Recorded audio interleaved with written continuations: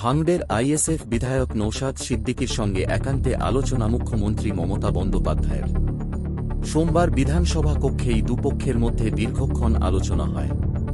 কিন্তু কেন, কি বিষয়ে মমতা ও নওশাদের সঙ্গে আলোচনা করেছেন তা এখনও স্পষ্ট নয়।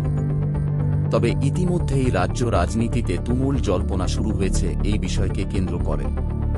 উল্লেখ্য, মুখ্যমন্ত্রী এদিন ডেকে পাঠান নওশাদকে। মমতার সঙ্গে নওশাদের কথা বলার পরই তাঁকে ছেঁকে ধরেন সাংবাদিকরা।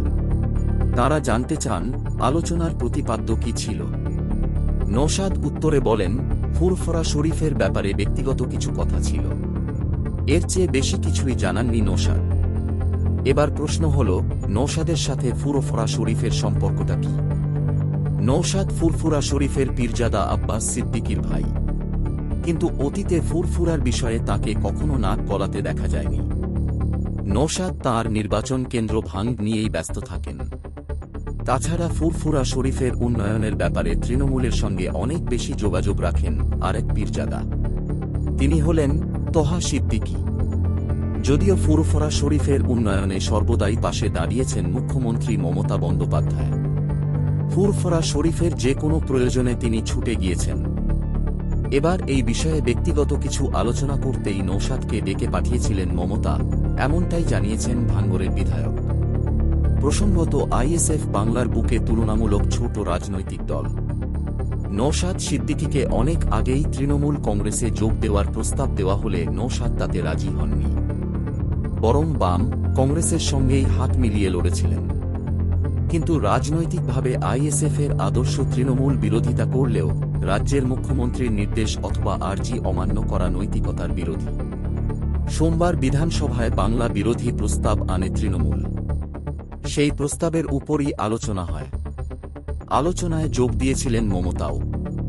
এদিন বিধানসভায় দেখা যায়, নওশাদের কানের কাছে মুখ এনে রাজ্যের পুরমন্ত্রী তথা কলকাতার মেয়র ফিরহাদ হাকিম কিছু বলছেন। পরে জানা যায়, ফিরহাদ তাঁকে বলেছিলেন, তোমাকে মুখ্যমন্ত্রী ডাকছেন, এক্ষেত্রে কোনো রাজনৈতিক রং নয়, বরং আদর্শগতভাবে মুখ্যমন্ত্রীর নির্দেশ পালনে বাধ্য সকলেই। তাই ফিরহাদের কথা শেষ হতেই নওশাদ তাঁর আসন ছেড়ে উঠে পড়েন।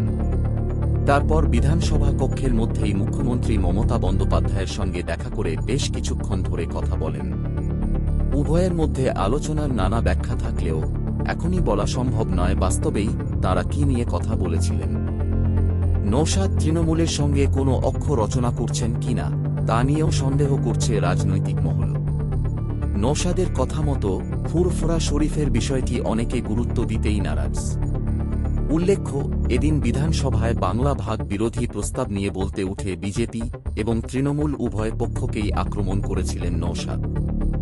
তারপরই মুখ্যমন্ত্রীর ডাকে সাড়া দিয়ে তিনি মমতার সঙ্গে একান্তে আলোচনা করেন।